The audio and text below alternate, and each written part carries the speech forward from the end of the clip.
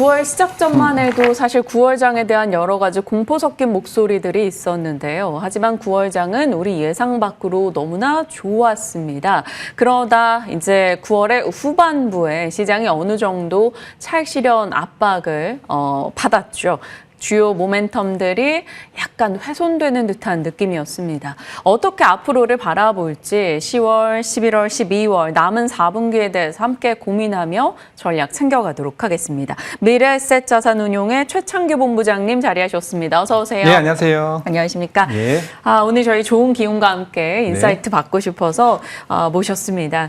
사실 9월 좋았고 후반에 약간의 변동을 겪었습니다. 네. 이걸 두고 시장에서는 양분의 목소리가 있어요. 지금부터 조심해야 한다. 아니다. 필요했던 조정이다.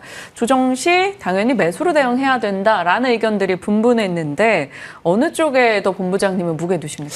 결국은 이번 하락의 이유를 좀 꼼꼼하게 체크해 볼 필요가 있는데요. 크게 본다면 외국인들의 대규모 현물 매도가 출회가 됐습니다. 결국은 외국인들의 대규모 현물 매도가 출회된 배경은 결국은 미국 경기가 고용시장 쪽에서 문제가 생겨서 좀 경기 침체로 가는 거 아니냐. 그리고 거기에다가 AI 버블론 그리고 우리가 가파르게 올라갔던 부분들 이런 부분들이 복합적으로 결합되면서 미국 금요일 날 조정세가 연출됐다라고 판단을 하고 있습니다. 결국은 미국 고용시장 관련된 내용들은 이번 주에도 계속적으로 고용지표 관련된 내용들이 발표가 될 거기 때문에 좀 꼼꼼하게 뜯어볼 필요가 있고요. 거기다가 이번 주 금요일부터 우리가 긴 휴일에 들어가게 돼 있죠. 휴일 기간 동안 중국 증시라든지 홍콩 증시라든지 대만 증시가 휴장이기 때문에 이런 부분들이 좀 불확실성 요인으로 작용한 게 아닌가 그렇게 좀 생각을 하고 있습니다. 어찌 됐건 휴일이라는 것은 끝나봐야 되고 또 그 기간 동안 어떤 매크로 지표들이 나타날지 모르기 때문에 이번 주도 좀 변동성이 크지 않을까 이런 생각들을 좀 살짝 해보고 있고요. 결국은 최근에 시장이 가파르게 올라온 만큼 어느 정도 숨은 고르고 그리고 호흡을 가다듬은 다음에 긴 레이스를 떠날 필요가 있지 않나 이렇게 좀 정리 드리겠습니다. 그러면 명절 이후 여러 가지 이슈들이 큰 차질이 없이 지나가게 된다면 시장의 기본과는 지금 긍정과 부정에서 어느 쪽에 더 우위를 두시는 거예요? 결국은 시장에 긍정적으로 우위를 둘 수밖에 없는데요. 결국은 제가 지난번에 방송에서도 말씀드렸던 것처럼 한국 시장에 있어서 가장 발목을 잡았던 거버넌스 이슈라든지 지배구조 이슈라든지 이런 것들이 어느 정도 해소가 되면서 시장이 반등을 했다. 대신에 한 가지 좀 아셔야 될 게 있어요. 좀 시간은 좀 약간 지체될 수 있다. 맞아요. 왜냐하면 3차 상법 개정안이 이재명 대통령도 얘기를 하긴 했지만 일단 연말 정도에 진행될 가능성이 높고 그리고 또 최근에 환율이 또 우리의 수출 물가 또는 수입 물가를 좀 건드릴 가능성이 높기 때문에 아무래도 좀 조심하자. 그렇지만 시간은 좀 필요하겠지만 결국은 연말 정도 간다면 다시 한번 거버넌스 이슈라든지 또 배당 투자라든지 이런 것들이 결합되면서 시장은 안정세를 찾을 수 있다는 것이 개인적인 의견입니다. 네, 환율 통상 혹은 미국의 매크로 환경에 대해서 여러 가지 좀 부담을 직면하고 있기 때문에 조심은 해야겠으나 국내 내부적인 거버넌스 이슈라던가 매크로 안정 등을 생각해 본다면 또 이익 추정이 올라가고 있는 섹터를 고려해 봤을 때는 장기 관점의 긍정은 유지해 주셨습니다.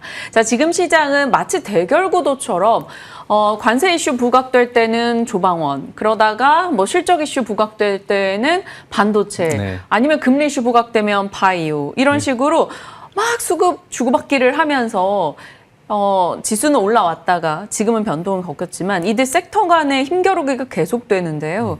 이거 이어질까요? 그리고 앞으로 봤을 때는 조방원, 반도체, 바이오 등에서 어디가 승기를 잡게 될까요? 일단 굉장히 어려운 질문인데요. 저는 여기에 대해서 이렇게 대답을 드리고 있어요. 아직까지 한국 시장에 대해서 수급 상황이 그렇게 좋지가 않다.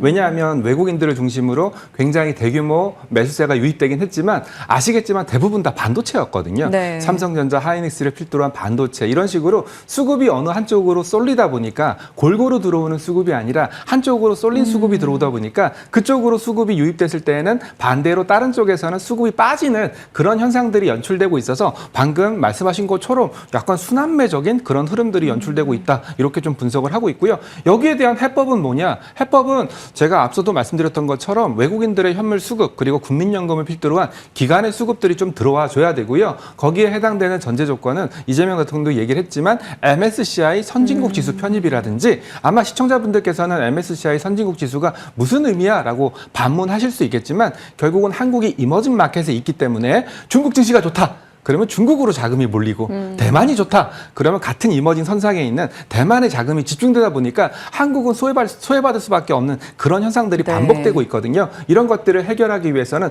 결국은 한국이 이머징 마켓에서 벗어나서 선진국으로 좀 넘어가야 된다라는 부분에 대해서 공감대가 형성됐다라고 판단을 하고 있고요. 아직까지는 상법 개정안이라든지 이런 것들이 한국 시장의 디스카운트를 완벽하게 해소를 못 해줬기 때문에 이런 수급적인 쏠림은 좀 더 이어지지 않을까. 그래서 어느 한쪽으로 확 갔다가 또 다른 쪽이 빠지고 또 다른 쪽에 빠지면 그쪽으로 확 들어갔다가 또 다른 쪽에 빠지는 이런 현상은 조금 더 반복될 수 있다는 점을 주지하셔야 될 것 같습니다. 수급의 이동 속에서 각 섹터별 쏠림 현상은 계속적으로 일어나고 그것을 해소해 줄 수 있는 것은 우리의 시장을 바라보는 관점 자체가 달라지면서 선진국 지수 편입 등의 추가 모멘텀을 기다려 봐야 된다라는 겁니다.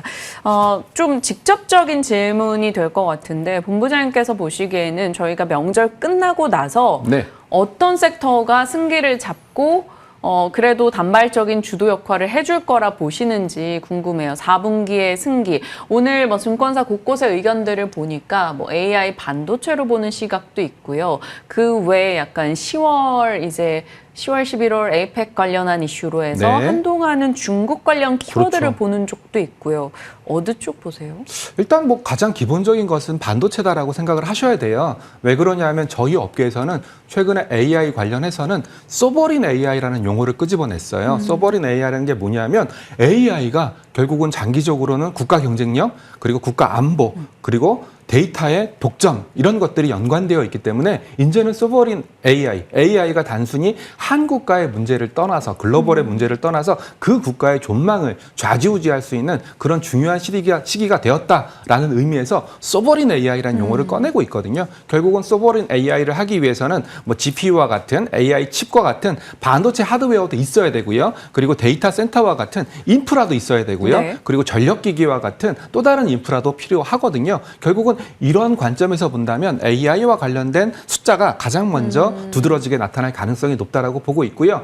이거 외에 부가적인 걸 찾는다면 결국은 한국이 최근에 잘하고 있는 것들, 뭐 APR을 대표로 한 미용기기라든지 그리고 어찌됐건 중국인 단체 관광객 무비자 입국이 허용이 됐거든요. 좀 있으면 숫자가 나올 건데 이거와 관련된 수요, 소비 이런 것들도 또 다른 모멘텀이 될 수 있기 때문에 AI와 관련된 반도체 그리고 소비 K-관광 정도를 키워드로 꼽으시면 좋을 것 같고요. 아마 숫자도 나쁘지 않게 나올 것 같다라는 생각입니다. 네, AI 반도체를 그 핵심 안에 두고 그 서브단에서 함께 갈 수 있는 K-컬처에서 파생되는 소비 혹은 관광주들을 같이 체크하자라고 얘기해 주셨습니다.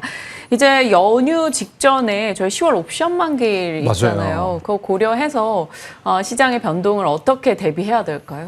일단 제가 휴장을 한번 정리를 해봤는데요. 네. 한국은 10월 3일부터 10월 9일까지 휴장이고요. 중국 같은 경우에는 10월 2일부터 10월 8일까지 휴장입니다. 결국은 이런 휴장으로 말미암아 저도 25년 금융생활 중에 이렇게 빨리 10월 만기가 다가오는 경우를 처음 봤거든요. 그만큼 최근에는 변동성이 커질 수 있다는 얘기를 드리고 있는데 그 이유가 뭐냐면 3,400까지 올라오는 과정에서 선물의 고평가, 즉 굉장히 투기적인 세력들의 선물 매수가 이루어졌고 이 과정에서 프로그램 매수가 굉장히 많이 들어왔습니다. 결국은 10월 만기라는 것은 최근에 들어왔던 프로그램 매수가 한번 청산하고 넘어가는 결국 무슨 말이냐면 프로그램 매도로 풀릴 수밖에 없는 그런 모멘텀이기 때문에 저는 목요일을 그리고 또 목요일이 또 공교롭게도 휴일 전날이지 않습니까? 네. 아마 제가 아는 주위의 펀드 매니저 분들도 10월 2일 날 주식 포지션을 잡아놓고 가시는 분들보다는 좀 풀어놓고 가시는 분들이 좀 많다라고 생각을 하고 있습니다. 그래서 이번 주 같은 경우에는 오히려 주중반 넘어갈수록 변동성이 커질 수 있다는 점을 저는 강하게 좀 말씀을 드리고 있습니다. 네, 연휴 이후에 우리가 눈여겨봐야 되는 포인트들을 잡아주셨고 연휴 전에는 아무래도 정말 눈에 뛰기 어려운 10월 옵션 만기가 너무나 빠르게 진행되는 일정이 있기 때문에 일정 부분 변동에 대한 가능성도 같이 감안을 하며 체크하겠습니다. 투자자들에게 마지막으로 해주고 싶은 포인트가 있으시다면요? 결국은 저는 추세가 꺾였냐 꺾이지 않았냐 이 말씀을 좀 드리고 싶은데요. 네. 최근에 조방원 차트 모습이 전부 다 비슷합니다. 한번 시세를 쭉 끊고 나서 옆으로 좀 기고 있는 그런 모습을 보이다 보니까 아마 이 방송을 보시는 시청자분들도 여기서 꺾고 나가야 돼? 아니면 털고 나가야 돼? 아니면 거꾸로 생각한다면 다시 한번 저가 매수로 들어가야 돼? 이런 말씀들을 굉장히 많이 하시거든요. 제가 드리는 당부는 뭐냐면 일단은 쉬자. 시세를 안 보는 것도 투자 전략이 될 수가 있고, 그리고 지금 위치가 매수에 들어가기도 좀 애매하고 또는 매도에 빠져나오기도 애매한 그런 상황들이 연출되다 보니까 어떻게 매매를 하기 굉장히 어려운 시점입니다. 그래서 조금 쉬자. 그리고 오히려 거래량이 터질 때 그때 매매 포지션을 더 잡을지 아니면 끊고 나갈지 결정하시면 되기 때문에 일단은 연휴까지 기다려 보시는 게 좋을 것 같습니다. 네. 매매 관점에서 쉬는 것도 전략이라는 점을 한 번 더 되새겨 주셨습니다. 쉬시면서 저희 시간대는 장이 열리지 않으니까요. 저희 방송 정도 체크해 주셔도 좋을 것 같습니다. 최창규 본부장님과 함께 특별하게 명절 전에 저희의 전략을 세워봤습니다. 고맙습니다. 네, 감사합니다.